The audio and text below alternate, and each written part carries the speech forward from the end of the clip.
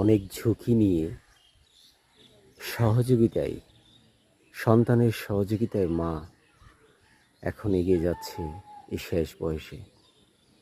এইভাবেই ভালোবাসা অটুট থাকুক মা সন্তানের মধ্যে। পৃথিবী হোক ভালোবাসাময়।